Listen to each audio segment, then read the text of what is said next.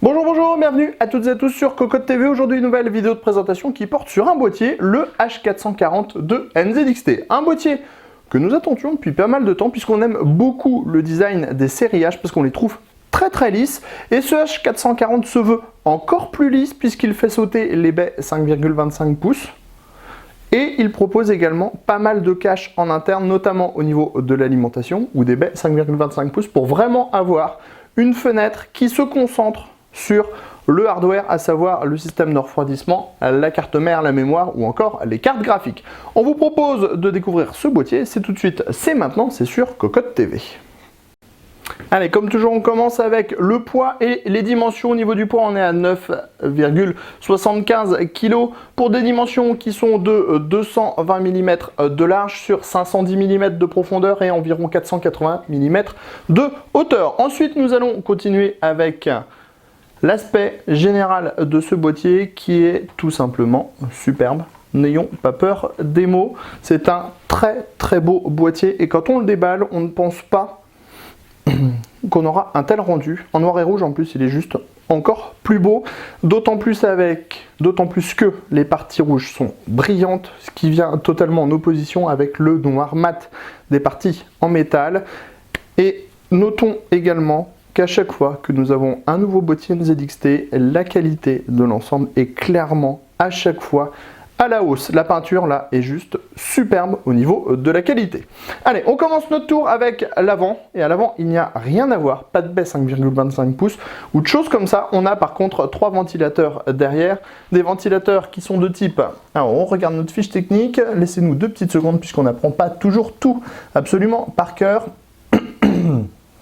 Nous avons donc bien 3 ventilateurs de 120 mm à l'arrière de cette façade.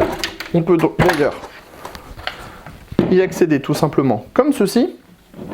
On voit qu'on a les 3 ventilateurs. On a un filtre de type aimanté. Et déjà, rien que ça, c'est une très bonne chose. Et à l'arrière, c'est isolé avec une mousse. Et vraiment, le plastique est d'une qualité vraiment très bonne. On a du mesh sur les côtés pour les ouvertures.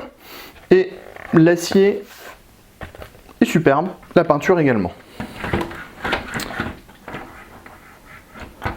Donc on a déjà bouclé la partie avant, ce qui est très bien pour nous puisque ça va très vite. On passe directement sur le premier côté. Sur le côté, on va trouver cette fenêtre en plexiglas qui est bien intégrée et qui nous montre ici le cache qui va au-dessus de l'alimentation avec bien sûr de nouveau une note rouge brillante comme ici où là on voit les dispositifs pour les entrées d'air avec du mesh et bien sûr on a du système de ventilation. On passe sans plus attendre à l'arrière. À l'arrière, schéma plutôt classique, donc toujours ce noir mat. Mais vraiment, le noir mat est vraiment très beau. On va le répéter plusieurs fois parce que la peinture est vraiment d'une super qualité. On a une grille avec un ventilateur de 140 mm. On pourra modifier la hauteur selon les envies, ce qui peut être pratique avec du water cooling dans le haut. On a ici l'emplacement pour la backplate de la carte mère. Ensuite, on a 1, 2, 3, 4, 5, 6, 7 slots d'extension montage par vis à main. On continue avec 2 passe-cloisons. Et l'emplacement de l'alimentation à l'extérieur, on pourra démonter le cache pour monter le cache sur l'alimentation directement et rentrer tout ça à l'arrière. Et on a bien sûr un filtre qui est amovible à destination de cette alimentation. Sur le côté droit, on retrouve la peinture mat, toujours aussi belle. Sur le dessus, pas grand chose à voir puisque les ouvertures pour les aérations sont sur les côtés et à l'arrière. Par contre, on a le panneau de contrôle. On recule un petit peu. On a le panneau de contrôle avec les entrées-sorties audio, 2 USB 3.0, 2 USB 2.0, le power on et le reset. On va passer sans plus attendre sous le châssis. On pose le tout avec délicatesse pour ne pas abîmer la très belle peinture noir mat. On a donc des pieds en plastique recouverts de caoutchouc et enfin le filtre amovible à destination de l'alimentation. pour le moment, on serait tenté de dire presque un sans faute de la part de NZXT, tellement c'est joli et bien fait. L'ouverture, on a des vis à main. Chose intéressante, les vis à main ne tombent pas quand elles sont défaites. Elles restent en place. À l'arrière, sur les parties qui sont disponibles, on a de la mousse pour isoler le boîtier. Donc il en va de même des deux côtés.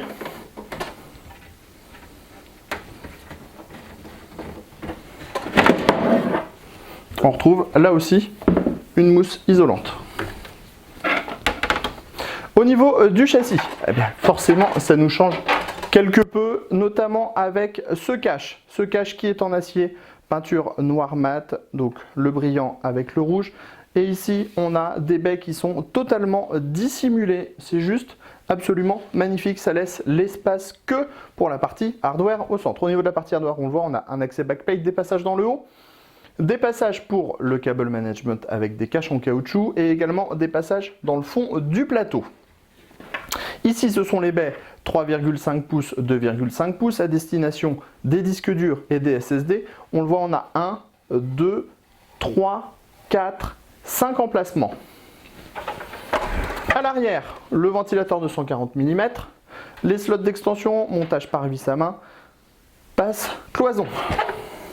Dans le haut, on le voit, on a 1, 2, 3 emplacements. Le tout à une mousse pour pouvoir isoler le boîtier sur le dessus, également de base. On pourra mettre du radiateur de water cooling en 360 mm max. On a également une compatibilité 280 mm avec deux ventilateurs de 140 mm si on le veut dans le haut, donc 320 mm ou 240 mm. On pourra aussi, si on le décide, alors on va passer à l'arrière, ça sera plus simple pour vous expliquer tout ça. À l'arrière, on fait d'abord le petit tour des gestions de ventilateurs, d'accord, les petites lumières à l'arrière avec le petit bouton. Ici, la gestion des ventilateurs, donc on pourra rajouter d'autres ventilateurs et faire une gestion 5 volts, 12 volts hyper simple en inversant le courant, par exemple dans la Molex. Au niveau des disques durs, on a des plateaux, on retire les vis à main, on retire les plateaux, on monte les disques durs dessus. L'autre intérêt est que si on veut mettre un 360 mm à l'avant, on peut virer tous les plateaux. On a deux emplacements SSD qui sont disponibles sur le dessus et on a également ici des dispositifs dans le bas pour pouvoir mettre du disque dur. Bref, ça fait beaucoup de possibilités pour un boîtier qui n'est pas très gros en fait, qui reste compatible ATX au niveau de la carte mère 7 slots, mais qui pourra s'offrir vraiment une grosse ventilation.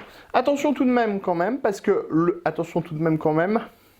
jolie phrase, le prix est quand même un peu élevé puisqu'on est sur une base de 130 € pour ce modèle, mais ça reste vraiment on va dire du haut de gamme chez NZXT avec une finition qui est vraiment supérieure à ce qu'on a déjà vu chez cette marque. Sur ce, on vous dit à très bientôt sur cocoteland.com pour le test complet de ce boîtier très prochainement et sur Cocotte TV pour nos nouvelles vidéos.